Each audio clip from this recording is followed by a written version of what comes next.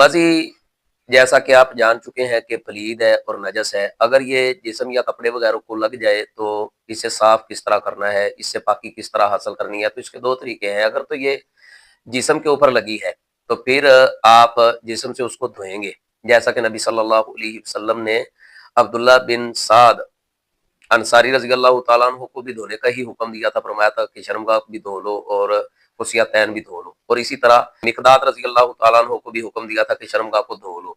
तो अगर तो जिस्म के किसी हिस्से के ऊपर लगी है तो फिर धोना ज़रूरी है।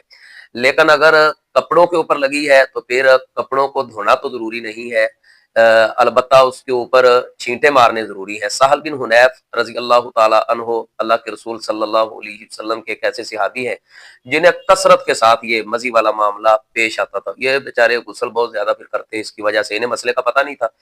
तो इन्होंने अल्लाह के रसूल सल्लल्लाहु अलैहि वसल्लम से अर्ज़ किया तो आप सल्लल्लाहु अलैहि वसल्लम ने इसे मसला समझाया। साथ ही कहता है अल्लाह के रसूल अगर कपड़े को लग जाए, आपने फरमाया कि एक चुल्लू ले और उसे जहां तुझे महसूस हो कि मदी लगी है उसके ऊपर छिड़क ले, यही तेरे लिए काफी है। तो अगर कपड़े वगैरह के ऊपर लगी हो तो फिर पानी वगैरह छिड़क ले, और अगर जिस्म के किसी हिस्से के ऊपर लगी है तो उसे धोना जरूरी है, नहीं तो आपके वो कपड़ों का हिस्सा या जिस्म का हिस्सा पलीद ही रहेगा। अल्लाह अमल की तौफीक अता फरमाए।